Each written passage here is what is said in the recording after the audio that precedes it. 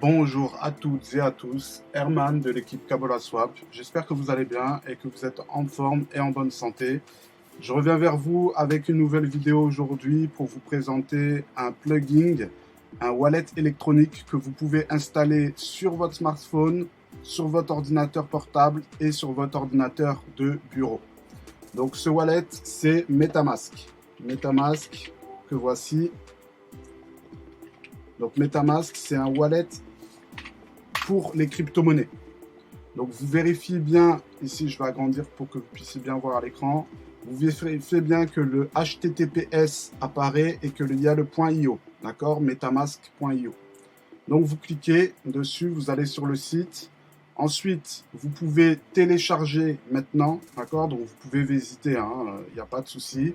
Je ne le fais pas pour la démonstration parce que ce n'est pas le but, mais comprenez que vous pouvez télécharger le plugin, il va vous orienter vers la page, et là vous choisissez votre support. Soit c'est un téléphone portable iOS, soit c'est un Android, soit c'est par exemple le moteur de navigation, le navigateur Chrome.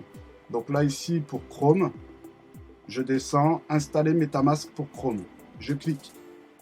Une fois que j'ai cliqué, il va m'orienter vers là où je peux installer mes extensions, les extensions de navigateur. Et là, je vais ajouter à Chrome. Ajouter à Chrome, il me demande de valider l'ajout de l'extension. Il fait la petite vérification et en quelques secondes, c'est vérifié. Voilà, donc là, l'application MetaMask, le wallet, a été installé sur mon ordinateur. Maintenant, je vais démarrer le wallet. Et là, il va me demander soit d'importer un wallet, si j'en ai déjà un, soit de créer un portefeuille. Donc, pour la démonstration d'aujourd'hui, je vais faire créer un portefeuille. Comme ça vous permet, pour les débutants, de comprendre comment vous pouvez, à partir de MetaMask, créer un nouveau portefeuille électronique pour les crypto-monnaies. Donc ici, on va accepter. Je vais réduire un peu. Voilà. Donc, il me demande de rentrer un mot de passe. Il me demande de rentrer un mot de passe et je vais mettre mon mot de passe. Alors.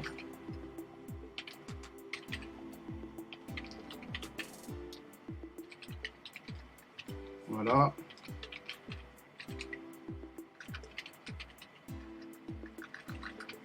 Alors, je rentre mon mot de passe. Une fois que c'est fait, je valide les conditions d'utilisation et je crée le wallet. Voilà. Et vous voyez ici, j'ai pu créer un wallet donc sans avoir à renseigner d'informations privées. Absolument sans avoir renseigné d'informations privées. Donc ici, je peux aller dans les extensions.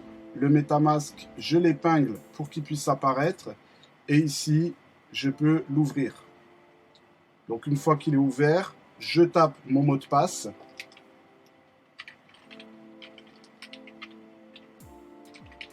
Hop, c'est parti. Et là, c'est bon. Le wallet est disponible. Le wallet est disponible.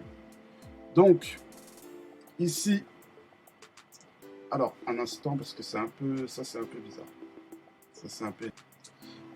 Donc, quand vous êtes sur cette page, Secure Your Wallet, là, on va vous demander de valider. Vous pouvez regarder la vidéo, c'est une vidéo de présentation pour vous expliquer ce que c'est une seed phrase et l'importance de bien garder vos mots de passe et vos codes d'accès. Et là, en fait, vous allez devoir sauvegarder une phrase secrète. Pourquoi on vous demande ça? Parce que c'est grâce à cette phrase que vous allez pouvoir retélécharger votre MetaMask et retrouver votre wallet, donc vos crypto-monnaies, si vous perdez votre ordinateur, votre téléphone portable, mais aussi s'il y a une panne. Si vous avez une panne sur votre ordinateur ou sur votre téléphone, vous n'êtes pas obligé de conserver l'outil, l'appareil. Vous pouvez récupérer votre wallet sur un autre appareil. Et donc, c'est l'intérêt de la phrase mnémotechnique. Et donc là, on va la révéler. On va la révéler et tous ces mots-là, il faut les inscrire quelque part. Vous devez les avoir en mémoire. C'est très important. Si vous oubliez ces mots-là, il sera impossible de récupérer votre wallet. Si vous vous trompez d'une lettre, peu importe où ça soit, vous ne pourrez pas récupérer votre wallet. Si vous mettez une majuscule à la place d'une minuscule, ça ne va pas non plus. Donc comprenez bien que cette phrase-là est très importante et vous devez absolument la garder secrète. Il ne faut jamais la révéler. Jamais la révéler. Sinon, quelqu'un qui a cette phrase-là peut avoir accès à vos crypto-monnaies. Et c'est pour ça que c'est très important de la conserver. Donc, je vais procéder au retour, parce qu'il faut quand même l'enregistrer et il faut la conserver. Donc, pour la démonstration, moi, je décide de noter ma petite phrase. Et une fois que j'ai noté la petite phrase, je peux tout simplement passer à la validation pour pouvoir finir l'installation de ce wallet. Et ce qui est intéressant avec MetaMask, comme je vous l'ai dit, c'est que vous pouvez, à partir de cette phrase, récupérer votre wallet partout dans le monde. Absolument partout dans le monde. Et cette application est disponible sur iOS, donc sur les téléphones portables de Apple. Elle est disponible sur les Mac. Elle est disponible sur Google, sur d'autres Explorer. Vous pouvez aussi l'installer comme Brave, comme Firefox. Et vous pouvez aussi installer MetaMask sur votre téléphone portable, Android. Donc là, ici, je vérifie ma petite phrase. Normalement, c'est bon. Je n'ai pas fait d'erreur. Je vais pouvoir passer à la validation. Tribe Special. Straight Track. Shrug Frame. Ok. C'est bon. Normalement, c'est bon. Je peux passer à la validation. Et là, maintenant, il va me dire de sélectionner chaque phrase afin de vous assurer qu'elle est correcte. Donc là, ici, je dois sélectionner les mots dans le même ordre.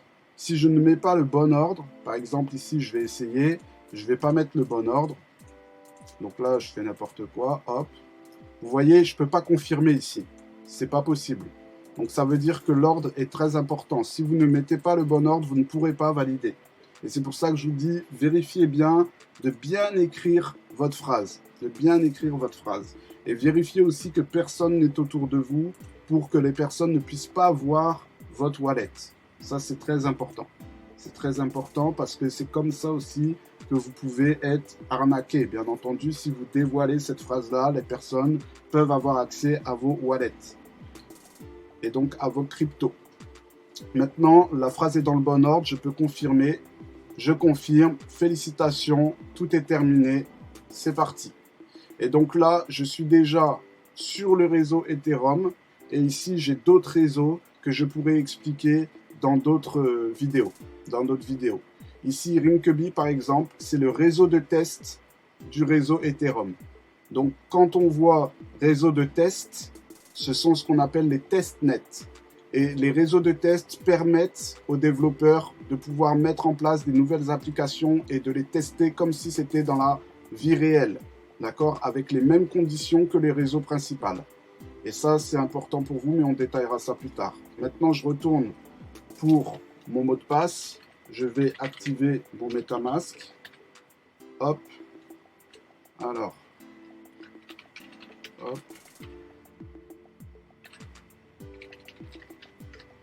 Ok. Donc là, il va me le lancer. Your seed phrase is now called your secret recovery phrase. Donc là, il me met ma phrase. Ok. Il me demande éventuellement si je veux faire la capture de ce scan. D'accord? Et ça va être pour installer ce wallet sur mon application, sur mon téléphone portable. Donc, si vous avez la possibilité, vous scannez ce QR code et vous pouvez après avoir accès à votre MetaMask sur votre téléphone portable. Ça peut être intéressant. Donc, vous pouvez passer de l'un à l'autre et vérifier vos cryptos avec vous dans votre téléphone portable. Attention toutefois, le téléphone portable est un outil quand même sensible. Donc soyez prudent dans l'utilisation et dans les endroits où vous allez pour ne pas dévoiler les objets, les cryptos et tout ça à tout un chacun. Soyez très prudent. Ensuite, ici nous pouvons voir donc l'interface de MetaMask avec par exemple l'Ether. Nous pouvons voir les cryptos qui sont disponibles. Donc pour l'instant, je n'ai pas d'Ether, je n'ai pas de valeur en US dollars. Et je pourrais voir éventuellement l'activité si je faisais des transactions. D'accord? Et si je veux avoir des informations sur mon compte, je peux les consulter ici. Donc je peux créer un nouveau compte, je peux importer un compte, je peux aussi connecter ce qu'on appelle un hardware wallet. Je ferai une vidéo sur ça.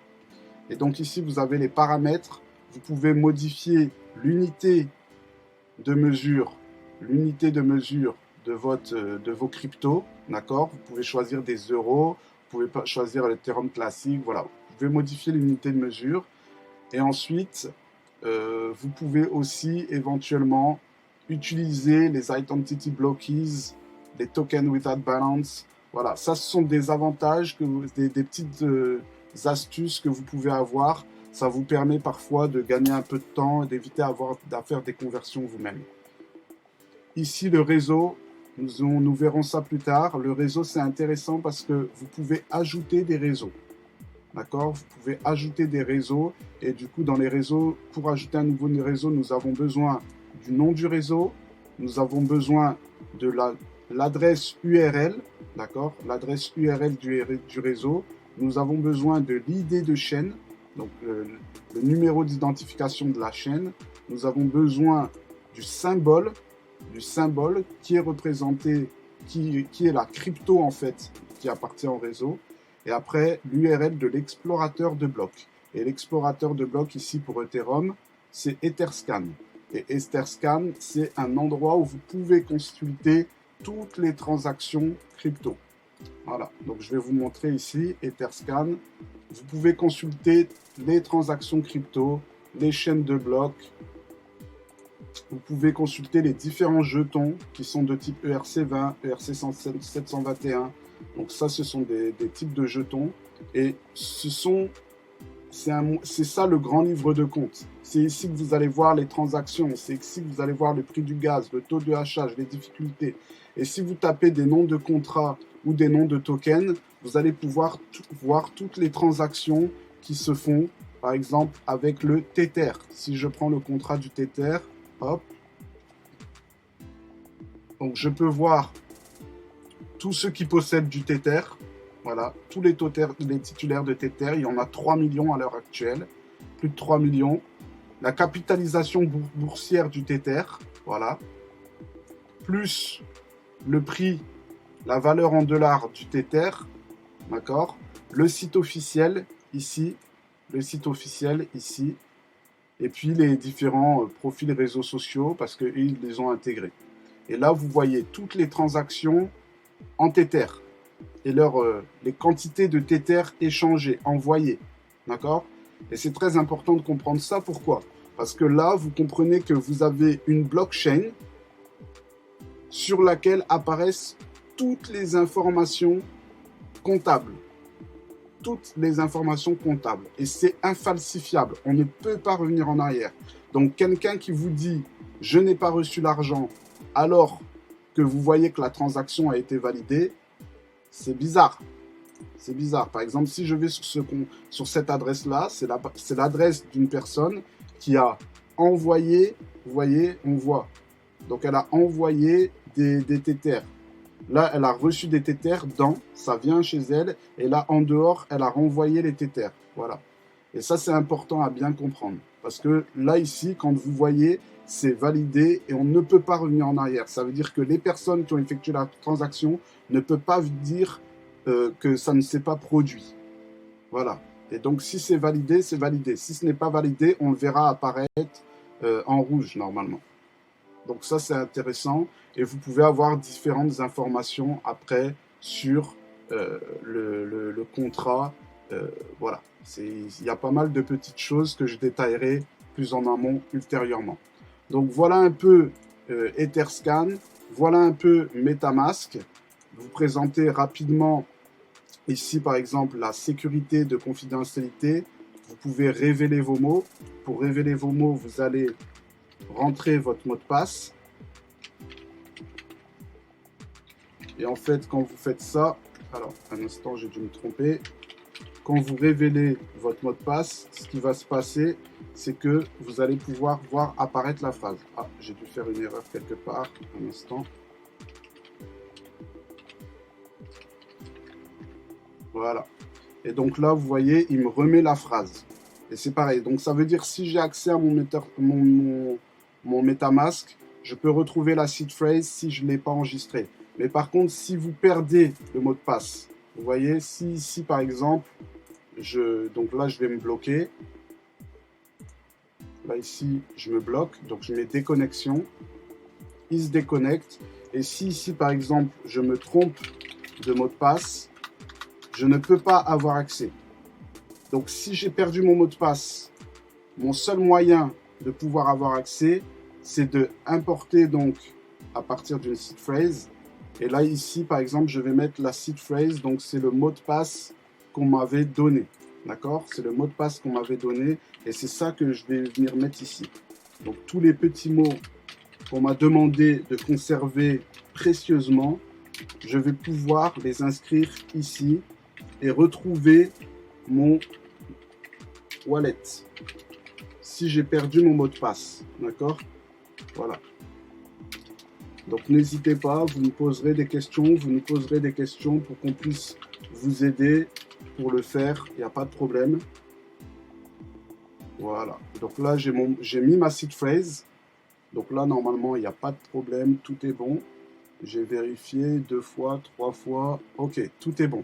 Maintenant, je peux retaper mon mot de passe. Alors, je fais exprès pour la démonstration de taper l'ancien mot de passe. D'accord? Je fais exprès pour la démonstration de taper l'ancien mot de passe. On va voir ce qu'il me dit. Est-ce que ça va passer ou pas?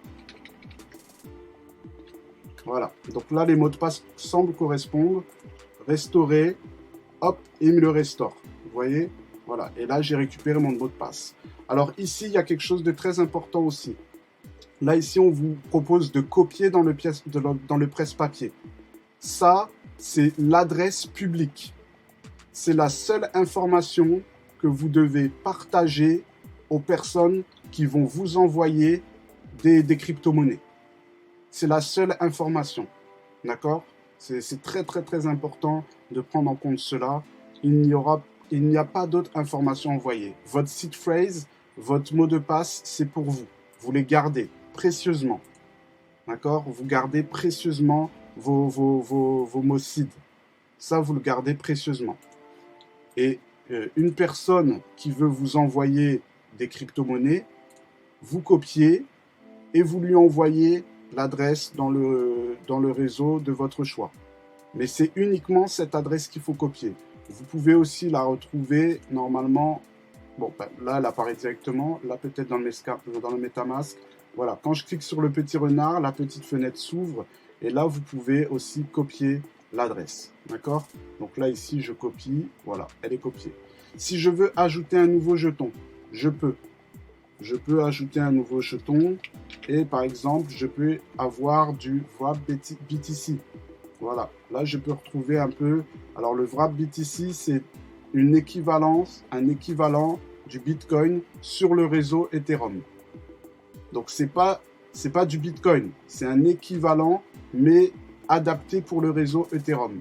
Pourquoi on fait ça? C'est pour permettre les échanges de valeurs. D'accord? C'est pour permettre les échanges de valeurs, c'est plus simple. Et ça permet de garder la sécurité dans les réseaux. Donc pareil, on fera des démonstrations, il n'y a pas de souci avec ça. Mais comprenez bien qu'ici, vous avez vraiment une application très simple d'installation et qui vous permettra d'avoir accès à vos cryptos, à vos comptes crypto. Et vous pouvez aussi créer différents comptes. Donc là, si je crée un compte numéro 2, je peux l'appeler par exemple Herman. Je crée et il m'a créé mon compte avec ma nouvelle adresse publique. Ici, j'ai donc 2 comptes différents. Et soyez attentifs, ici, c'est une adresse publique. Donc ça finit par 42D. Et ici, ça finit par 92A3. Donc 92A3 et 42D, on voit que ce ne sont pas les mêmes adresses. Et on peut vérifier aussi le début. Donc souvent, les adresses sont distinctes. On présente le 0 fois et puis le 0x, pardon, et les 4 premiers symboles et puis les 4 derniers. Voilà. Donc c'est tout le temps alphanumérique. Alphanumérique, des lettres, des chiffres. Donc je pense que ça sera déjà pas mal pour cette première vidéo. Vous avez la procédure d'installation de l'outil MetaMask. Vous avez comment on peut se connecter, comment on peut, à partir de la seed phrase, retrouver son MetaMask sur un autre appareil. Et vous avez aussi les explications un peu concernant les réseaux. Et enfin, la nécessité de bien conserver vos codes d'accès afin que vous ne soyez pas volé ou abusé par quelqu'un. Voilà. Je vous recommande aussi vivement d'utiliser ce qu'on appelle soit les générateurs de mots de passe, où on fera une vidéo dessus, et il y a aussi des applications qui vous permettent de conserver vos mots de passe. Parce que vous verrez, le MetaMask, c'est une première étape avec des mots de passe, des seed phrases, mais il y a d'autres encore applications, il y a d'autres supports qui utilisent aussi des mots de passe, des seed phrases. Et quand vous commencez à avoir beaucoup, c'est pas évident. Il est déconseillé, il est fortement déconseillé d'utiliser le même mot de passe pour toutes les applications. C'est très fortement déconseillé. Pourquoi? Parce que quand vous allez dans vos boîtes mail, vous avez ce qu'on appelle le phishing. Et donc les personnes vont vérifier un peu si vous conservez des mots de passe, elles vont essayer de vous voler des informations et elles peuvent après, au fur et à mesure, vous retracer. Donc si vous utilisez le même mot de passe pour votre boîte mail, que votre boîte mail on a réussi à percer la sécurité et que vous utilisez le même mot de passe pour MetaMask, la personne peut utiliser votre MetaMask, peut avoir accès parce que c'est le même mot de passe. C'est pour ça que n'utilisez pas vos noms personnels, n'utilisez pas des noms d'un membre d'une famille, n'utilisez pas les numéros de date de naissance. Ça, il faut oublier. Oubliez ce genre de processus. Il vaut mieux mettre un mot hyper long, barbare, mais que vous allez pouvoir conserver quelque part et qui est unique, plutôt que de vouloir faire un mot qui est très beau ou très joli, mais qui vous correspond certes, mais qui en même temps n'est pas forcément sécurisé. Donc le Ronaldinho 92, on oublie. Le Drogba Côte d'Ivoire ou je sais pas quoi, on oublie. Pourquoi? Parce que ce sont des mots courants, des mots de personnalités publiques qui sont souvent utilisés et qui possèdent donc des risques de faille. Ce sera plus facile à retrouver pour les hackers. Donc je vous invite vivement à être vigilant pour ça, à prendre le temps de bien réfléchir au mot de passe que vous allez choisir. Et puis je vous souhaite une bienvenue dans le monde des crypto-monnaies et des blockchains. À bientôt, merci encore de votre attention. Herman.